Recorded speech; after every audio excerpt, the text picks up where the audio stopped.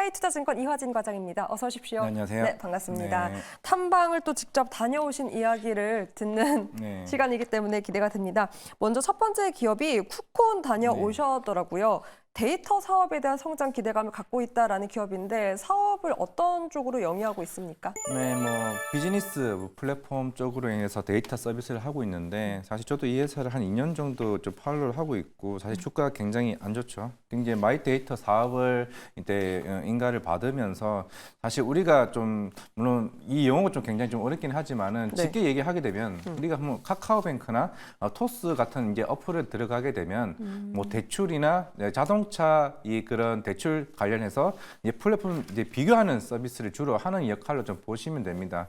물론 이거에 따라서 이제 B2B 이제 관련 서비스이기 때문에 결국 뭐 카카오뱅크나 이런 토스 같은 경우는 이런 쿠콘에게 이제 월 기본 내기나 이제 그 관련된 수수료를 이제 월간으로 데이터를 이제 주는 방식의 좀 회사라고 좀 보시면 될 것 같습니다. 그렇다면 그런 플랫폼 기업들의 실적과 쿠콘이 연동이 되는 편입니까? 네, 계속 이제 만약에 일반 개인 소비자들이 이제 카카오뱅크에서 그 비교 사이트 뭐 보험이나 뭐 은행 관련 대출 서비스를 이제 클릭할 때마다 거기에 따라서 이제 매달마다 그에 대한 수수료를 주는 방식이기 때문에 그걸 흔히 말하는 이제 카카오뱅크 같은 회사를 API 그 개수라고 얘기를 하고 있는데 이게 점차적으로 확대되는 이제 추세이기 때문에 사실 실적은 계속 꾸준하게 좀 좋아지는 편이긴 합니다. 네, 그렇다면 최근 보험 상품 비교, 뭐 추천 이러한 서비스가 출시되었다라고 들었습니다. 그러니까 자체 개발 프로그램이 이렇게 출시가 된 거라고 보면 됩니까? 네, 사실 뭐 쿠콩 말고도 뭐 핑구도 있고 여러 데이터 서비스가 있긴 하지만은 쿠콩 같은 경우는 사실 20년 가까이 뭐 금융기관이나 이제 공공기관에 관련된 빅데이터가 있습니다. 그 빅데이터를 이제 가공을 해가지고 이거를 제공하는 이제 서비스이기 때문에 결국에는 뭐 이번에 새로 나온 뭐 보험사나 이제 자동차 보험 관련한 이런 서비스들이 하나 둘씩 나옴에 따라서 이제 결국에는 아까 말씀드린 우리가 클릭을 많이 하면 할수록 이제 그 카뱅이나 이제 토스 같은 회사들이 그럼 쿠콘에게 너네 데이터 좀 괜찮은 것 같아. 앞으로도 이쪽으로 우리가 수수료를 많이 좀 클릭에 따라서 데이터를 수수료를 주겠다라는 이제 방식이기 때문에 뭐 최근에 대한대출 서비스 나왔잖아요. 결국 그런 서비스들이 하나 둘씩 나온다라고 하게 되면은 쿠콘도 좀 실적이 이런 부분에서는 조금은 나아지지 않을까 생각하고 있습니다. 그렇다면 이러한 서비스 외에도 신규 데이터 쪽으로 우리가 기대해 볼 수 있는 서비스는 어떤 것들이 있을까요? 이게 요즘에 이런 저도 이제 펫 관련해서 이제 강아지나 이런 반려견 관련해서 한번 공부를 했는데 실제적으로 요즘에 저출산 관련 이슈가 나오고 있는데 실제로 우리가 입양하는 펫이 매년 이제 그 출산하는 유아보다 훨씬 더 많은 케이스입니다. 그렇기 때문에 이런 펫 보험 관련된 이런 상품도 계속 꾸준히 나올 수 있다는 측면이 있기 때문에 결국은 이런 보험에 대한 다양성이 향후 나온다. 그렇게 되면은 사실 상품이 많다는 거는 우리가 비교할 수 있는 부분이 굉장히 많아지는 상품이기 때문에 그렇다면 쿠콘이 가지고 있는 데이터가 더 활성화될 수 있다라고 했을 때 충분히 이게 API 개수가 계속 늘어날 수 있는 매력이 되지 않을까 생각하고 있습니다. 혹시 그럼 반려견 키우십니까? 아니, 안 키웁니다.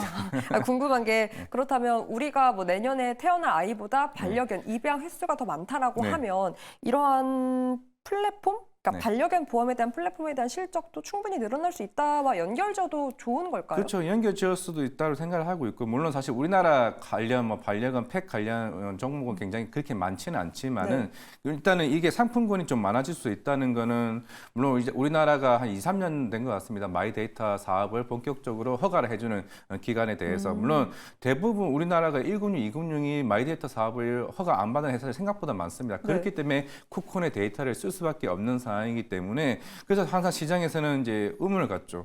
쿠콘은 이렇게 실적이 좋아지고 성장률도 거의 3, 40%씩 올라가는데 왜 주가는 이럴 수가 있냐라고 얘기를 하고 있는데 결국에는 이게 포화 상태일 수 있다고 생각을 하고 있습니다. 우리가 흔히 은행 그거 보험 그리고 관련 증권과 같은 금융기관의 공공기관이 사실 어느 정도 한정돼 있는 부분이다 보니까 실적은 계속 꾸준히 좋아질 수는 있는데 이게 과연 API 개수가 얼마만큼 더 성장할 수 있겠느냐 그게 성장 단계가 생각보다 조금은 줄어들 그게 둔화될 수 있다는 측면이 조금 시장에서는 생각보다 매력을 못 느끼는 건지 저도 1, 2년을 보면서 정말 이 회사는 내가 볼 때 실적도 괜찮은데 주가가 생각보다 안 움직이는 그러니까 그게 반영돼서 지금 주가가 1월 말 이후로 계속해서 추세적으로 하락하고 있거든요. 어떤 전략이 현 구간에선 필요할 수 있다라고 판단하십니까? 사실 지금 상태에서는 이제 저도 이제 워낙 이게 그 이게 IPO 할 때부터 계속 꾸준히 봐왔었고 결국에는 오버행 이슈는 다 나갔다고 생각을 하고 있습니다. 네. 그런 측면은 없는데 결국에는 주가가 어느 정도 반등이 나오고 아직까지 핀테크 사업에 대해서 아직 시장에 대해서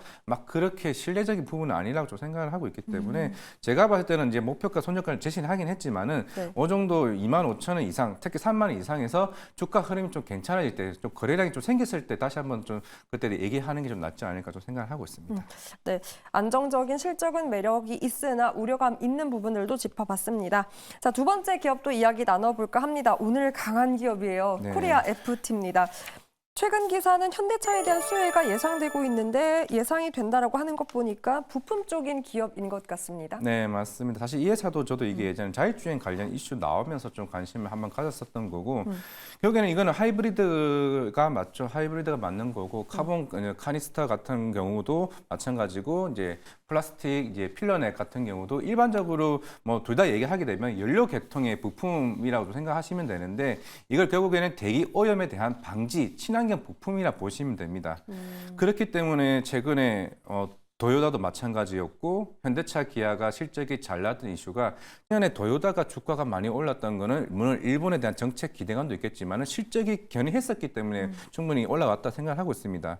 워낙 이제 전기차는 인프라가 충전소가 부족하다 보니까 결국 그에 대한 책으로 하이브리드 장수가 계속 얘기가 계속 나오는 거고 실제로 지금 코리아 FT의 부품 자체가 한 79%가 현대와 기아차 쪽으로 가고 있습니다. 그리고 GM이 한 10% 정도 그쪽 물량이 가고 있는 좀 상황이라 보시면 되는데 결국에는 물론 이게 우리가 전기차 충분히 전환을 하겠죠. 2, 3년 뒤에는 뭐 어느 정도 충전소가 많이 생기게 되면은 적어도 그때까지는 하이브리드 관련해서는 어제 현대차가 적어도 2030년까지 결국에는 하이브리드를 8%에서 16%까지 비중을 확대하겠다 얘기를 했던 만큼 제네시스 라인 그리고 내년에 나오는 2세대 팰리세이드 라인까지 하이브리드 모델이 채택이 됩니다. 그렇다는 거는 코리아 FT에 대한 이게 테마가 아니라 결국 실적 자체가 적용되는 부분이기 때문에 관심을 좀 가져야 된다 생각하고 있습니다. 그렇다면 이러한 내연기관차에 대한 시장 확대로 이 코리아 FT가 받을 수 있는 수혜가 정확히 어떤 쪽입니까? 다른 타사 대비해서 어떤 경쟁력이 있기 때문에 오늘 시장에서도 부각받고 있는 걸까요? 일단 카본 캐니스터 이 부품 자체가 일단 국내에서 독점을 하고 있습니다. 유일한 업체라고 좀 보시면 되기 때문에 대부분 우리나라에 있는 국내 5대 뭐 왕선차 업체들은 일단은 그 하이브리드 모델은 대부분 다 코리아 FT 걸 이제 쓴다로 좀 보시면 되고 네. 결국에는 뭐 GM도 10%긴 하지만은 물론 지금 하이브리드를 이제 강하게 만들고 있는 거는 도요다입니다. 이제 도요다와 결국에는 우리나라 현대 기아차가 거의 시장을 주름잡고 있다고 좀 보면 될 것으로 보이고 있기 때문에 결국 과연 여기서 1호 완성차 업체와 미국 업체들이 과연 어떻게 하이브리드 쪽으로 나올지 여부에 일단 흐름도 봐야 되는 상황이기 때문에 일단은 뭐 현대 기아차가 생각보다 출고가 굉장히 많이 나오고 있고 특히 이 4분기 실적을 볼 때도 아반떼나 소나타가 아니라 오히려 우리가 알고 있는 뭐 투싼 그리고 산타페 SUV 라인 쪽에 더 많이 올라왔기 때문에 단가도 올라왔고 당연히 올해 현대 기아차 모델이 적용이 되면서 Q까지 올라가는 상황이기 때문에 사실 지금의 주가는 어떻게 보면은 충분히 해석이 된다고 좀 볼 수 있지 않을까 생각하고 있습니다. 네, 이렇게 하이브리드에 대한 수혜가 기대되고 있는 코리아 FT까지 점검해 봤습니다. 자, 그렇다면 다음 기업에 대해서도 이야기를 나눠볼까 합니다. 저는 좀 의문이었어요. 이 네. JS 코퍼레이션 탐방 갔을 때 기업 분위기 어떻습니까? 사실 업황 자체가 이쪽이 너무 안 좋아서 회사 분위기가 궁금했거든요. 최근에 주가가 좋았던 게 아마 10월 달부터 좋았을 겁니다. 이게 왜 그러냐면은 네. 이게 작년 상반기 때, 물론 일단 JS 코퍼레이션 같은 경우는 북미 쪽으로 OEM 업체를 그 비중이 굉장히 높은 회사이기 때문에 네. 우리나라는 뭐 한세시력과 좀 비교하시면 되지 않을까 생각을 하고 있고 결국에는 이런 경기의 민감도가 굉장히 큰 회사라고 좀 보시면 됩니다. 네. 그리고 북미가 과연 경기가 얼마만큼 좋아지고 있느냐.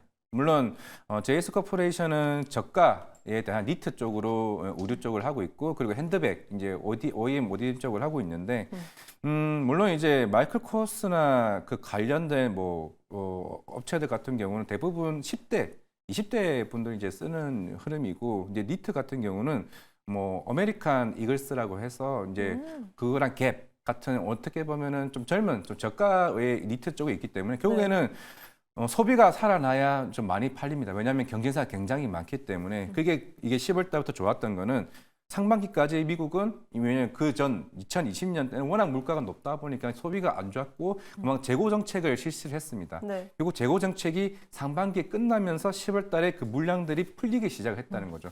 재고가 줄어들면서 물량이 풀리기 시작하면서 주가가 최근에 10월 달부터 반등 흐름이 나왔다는 측면이 있습니다. 결국에는 그 관련된 마이클 코스는 핸드백부터 시작해서 니트 쪽으로는 북미 쪽으로 물량들이 계속 꾸준히 좀 나가고 있기 때문에 실적이 이번 4분기 실적도 굉장히 좀 잘 나왔습니다. 잘 나왔었기 때문에 사실 뭐 한세 실업도 좋겠지만은 JS 코퍼레이션도 뭐 핸드백과 의류 쪽으로 충분히 경쟁력이 있지 않을까라고 생각을 하고 있습니다. 그렇다면 주 고객이 갭이라고 했는데요. 갭에서도 이미 회복이 보였다고 합니다. 어느 정도의 기대를 우리가 해봐도 좋을까요?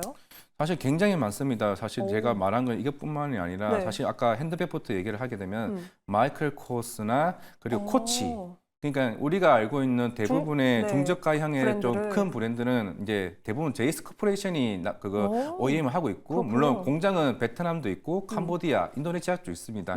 여기서 나오는 이제 그런 물량들이 이제 뭐 미국 쪽도 가고 있고 사실 코치는 중국 쪽도 가고 있는 상황입니다. 사실 중국 사람들이 좀 코치 브랜드를 생각보다 굉장히 선호하는 측면이 있기 때문에 그런 측면에서 중국도 경기가 살아난다. 물론 다음 달 중국 양해가 열리긴 하겠지만은 중국도 소비가 살아난다라고 하게 되면은 사실 올해 의류 쪽도 충분히 기대를 해봐도 되지 않을까 생각을 하고 네. 있습니다. 갑자기 궁금한 건 그렇다면 방문하면 뭐 기념 반팔티 이런 것도 줍니까?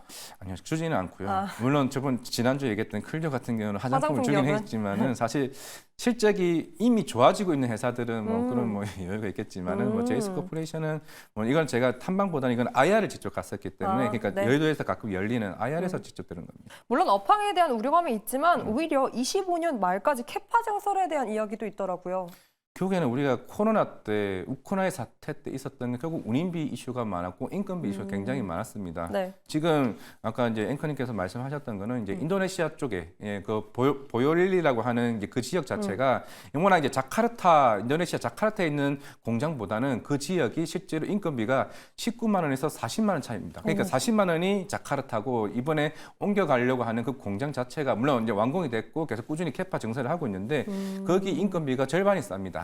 그만큼 이제 인건비에 대한 이런 비용 자체가 크게 부담이 줄어드는 측면이 있기 때문에 그러네요. 확실히 이제 2022년보다 운임비도 줄어들죠, 인건비도 줄어들죠. 근데 이제 북미 쪽에 물량도 많이 나가죠라고 생각한다면은 사실 지금 JS 코퍼레이션은 물론 제가 한 4개월 전에도 한번 여기서 언급을 했던 것 같은데 계속 꾸준히 좀 봐야 되는 종목이라고 생각하고 있습니다. 여유 있는 호흡으로 봐도 좋을 기업이었습니다.